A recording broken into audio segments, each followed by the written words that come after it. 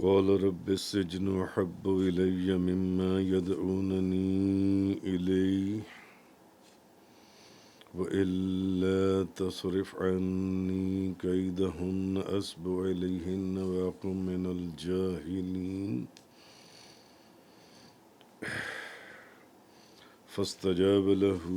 ربه فصرف عنه كيدهن إنه هو السميع العليم۔ یوسف نے کہا اے میرے رب، مجھے قید ہونا اس گناہ سے پسند ہے جس کی طرف مجھے یہ دعوت دیتی ہیں، اور اگر تو نے ان کی سازش مجھ سے دور نہ کی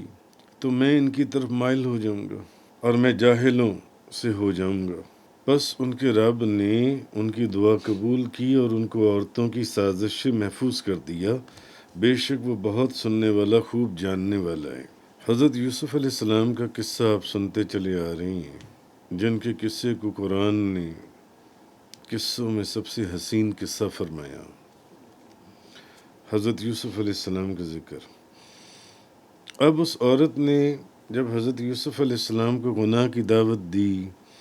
اور وہ جو سارا واقعہ پیچھے آپ کے سامنے بیان ہوا، اب فرمایا یہ جا رہا ہے کہ حضرت یوسف علیہ السلام کی ایک دعا کا ذکر کیا گیا ہے یہاں پر، اور اس دعا کے اندر حضرت یوسف علیہ السلام نے جمع کا صیغہ جو ہے وہ استعمال کی ہے، جمع کا صیغہ، یعنی آپ کے فرمانے کے مطابق کہ یہ سب عورتیں، یعنی صرف زلیخا کی طرف یا اس عورت کی طرف، عزیز مصر کی بیوی کی طرف نہیں، فرمایا یہ سب عورتیں، یعنی یہ سب عورتیں ان کو گناہ کی طرف بلا رہی ہیں، یہ سب عورتیں ان کو گناہ کی طرف بلا رہی ہیں۔ اب اس کی ایک تفسیر تو یہ ہے کہ یہ سب عورتیں، ایک اس کی تفسیر یہ بھی ہو سکتی ہے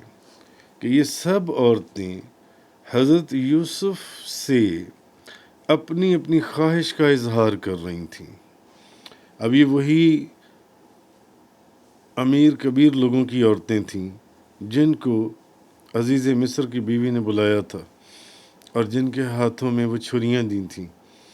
اور وہ سیب یا پھل یا کاٹنے کے لیے کوئی چیز دی تھی، تو اب وہ اپنی اپنی خواہش کا اظہار کر رہے ہیں۔ ایک تفسیر یہ ہے کہ جمع کا صیغہ انہوں نے اس لیے استعمال فرمایا کہ یہ سب عورتیں ان کو گناہ کی طرف بلا رہی تھیں، کہ یہ سب عورتیں یہ سبھی عورتیں حضرت یوسف سے اپنی اپنی خواہش کا اظہار کر رہی تھیں، اور محفل میں جتنی عورتیں تھیں وہ ہر عورت یہ چاہتی تھی کہ حضرت یوسف اس کی خواہش کو پورا کریں، ہر عورت یہ چاہتی تھی۔ اور آپ پیچھے پڑھ رہے ہیں کہ حضرت یوسف علیہ السلام کا چہرہ ایسے چمکتا تھا، احادیث میں ہے، روایات کے اندر، جیسے بجلی چمکتی ہے، اور ایسا چمکتا تھا۔ ان کے چہرے کی کیفیت یہ تھی کہ جب گزرتے تھے تو دیواروں کے اوپر ایسے روشنی پڑتی تھی جیسے سورج کی روشنی پڑتی ہے، اور وہ عورتوں کو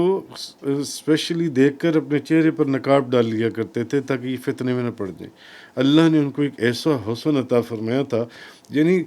تمام لوگوں کو، جیسے کہ حدیث میں آیا ہے، تمام لوگوں میں آدھا حسن حضرت یوسف علیہ السلام کو اور باقی آدھا حسن باقی تمام انسانوں میں تقسیم کیا گیا۔ اور ایک حدیث میں ہے کہ آدھا حسن حضرت یوسف علیہ السلام اور ان کی والدہ کو، اور باقی آدھا حسن باقی تمام لوگوں کے اندر تقسیم کیا گیا جن سے۔ تو اس لیے انہوں نے اللہ تعالیٰ کی بارگاہ میں دعا کی کہ اے میرے رب، مجھے قید ہونا اس گناہ سے پسند ہے جس کی طرف مجھے یہ دعوت دیتی ہیں، مجھے قید ہونا جو ان سے اس گناہ سے پسند ہے جس کی طرف یہ مجھے دعوت دیتی ہیں، یہ جو عورتیں جو ان سے، انہوں نے یہ جو فرمایا، تو اور اگر تو نے ان کی سازش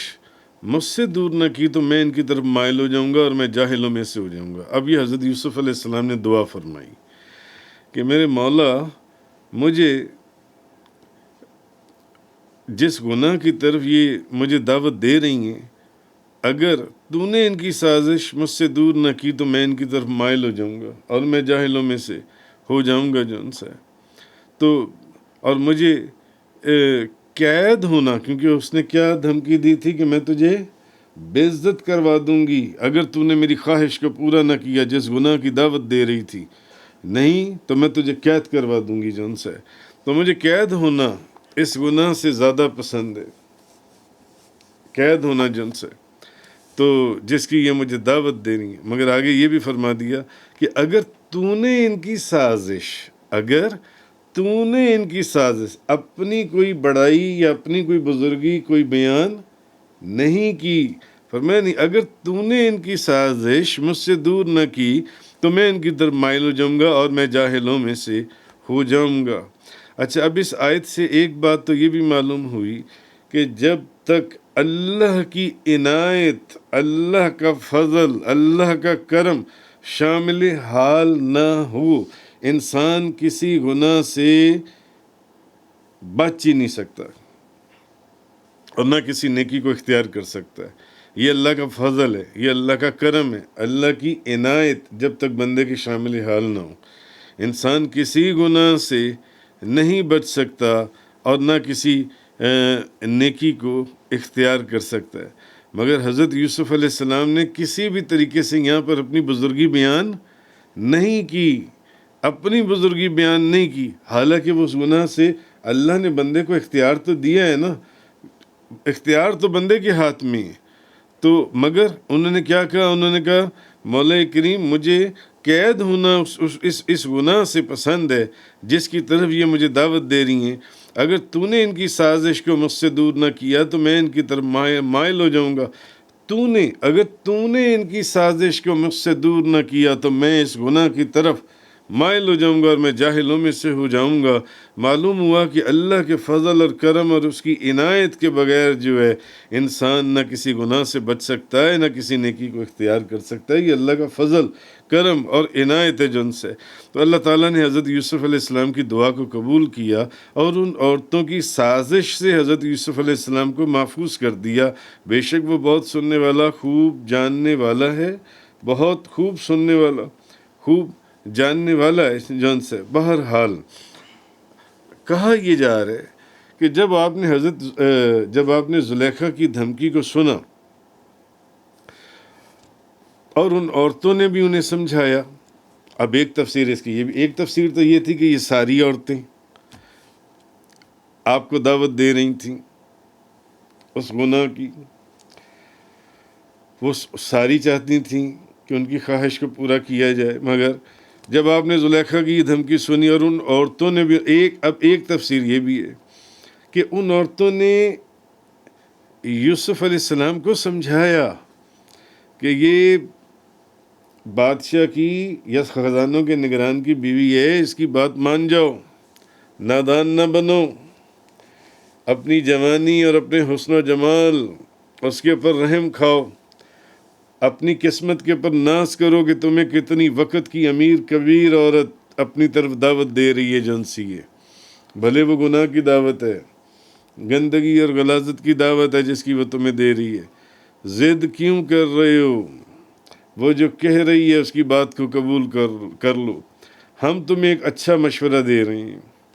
اب یوسف علیہ السلام انہوں نے جب یہ دیکھا کہ مجھے ہر طرف سے گھیرا جا رہا ہے تو اس وقت پھر انہوں نے جون سا یہ دعا کی کہ اے میرے مولا، اے میرے رب، اے میرے مولا کریم، اے رب کریم، انہوں نے اے میرے مالک، بے شک مجھے یہاں اس جگہ کے اوپر 1000 آرام ہیں اور یہاں پر ہر شخص میرا احترام کرتا ہے. وہ کہہ رہی تھی نا قید بھی کروا دوں گی اور بے عزت بھی کرواؤں گی، یعنی احترام بھی ختم اور آرام بھی ختم جون سے. لیکن اگر اس آرام اور اس احترام کی مجھے یہ قیمت دینی پڑے کہ میں تیری نافرمانی کروں اور میں اس عورت کی خواہش کو پورا کر دوں جس طرف یہ مجھے دعوت دے رہی ہے، تو یہ میرے سے نہیں ہو سکتا. مولا کریم یہ میرے سے نہیں ہو سکتا. تو حضرت یوسف علیہ السلام اب تک بے شمار پیچھے جو آپ پڑھ رہی ہیں، بھائیوں نے ان کو جس طریقے سے وہاں سے نکالا اور کس طریقے سے ان کو مارا پیٹا اور جس طرح انہوں نے ان کو ایک اندھے کنویں میں ڈالا اور پھر رسی کو کاٹا اور پھر نیچے پھینکا اور پھر وہ قافلے کے ہاتھوں بکتی ہیں، پھر قافلے کے ہاتھوں میں ان کی قیمت وصول کرتی ہیں اور پھر وہ مصر کے بازار میں آتی ہیں۔ یہ ساری مشکلیں، اتنی مشکلات اور تکلیفوں کے باوجود انہوں نے اپنے دامن کے اوپر کوئی داغ نہیں لگنے دیا حضرت یوسف علیہ السلام نے۔ تو زلیخا کے جو فریب تھے اس میں وہ پھنسے نہیں، اور حسن کو ان کے سامنے رکھتے ہوئے اس نے جس گناہ کی ان کو دعوت دی، اس کو انہوں نے اپنے پاؤں سے ٹھوکر مار دی کہ مجھے اس طرف کو نہیں آنا جو ان سے، نگاہیں ان کی جھکی رہیں جو ان سے۔ بہرحال تو شیطان کے ہر طرح کے فریب کو جو ان سے وہ انہوں نے توڑ کے رکھ دیا جون سی ہے۔ تو اس لیے اس ایسی صورت میں بھی جون سی ہے انہوں نے اس کو اپنا کمال تصور نہیں کیا۔ انہوں نے یہ نہیں کہا کہ یہ میرا کمال ہے، یہ میری بزرگی ہے، یہ میرا تقویٰ ہے، یہ میری پرہیزگاری ہے، یہ میرا زہد ہے۔ نہیں نہیں نہیں، بلکہ اللہ تبارک و تعالیٰ کے سامنے بڑی اپنی بے بسی کا اعتراف کرتے ہوئے اللہ کی مدد اور توفیق مانگتے ہوئے دکھائی دیے۔ اور یہاں پر انہوں نے کیا التجا کی؟ انہوں نے کہا اے خداوند ذوالجلال، اگر تو مجھے ان کے مکر و فریب سے نہ بچائے اور تو میری مدد نہ کرے تو میں ایک لمحہ بھی ان عورتوں کے مکر اور فریب یا عیاریوں سے بچ نہیں سکتا۔ یہ تیری مدد ہے کہ تیری مدد سے جو ان سے میں ان کے مکر اور فریب سے بچوں گا۔ میرے قدم تو پھسل جائیں گے اور مجھ سے کوئی ایسا قصور سرزد ہو جائے گا کہ میرا شمار پھر جو ان سے مخلصین، کیونکہ ان کا تو نام ہی مخلصین میں تھا جو ان سے، آپ یہ بھی پیچھے پڑھ آئے ہیں،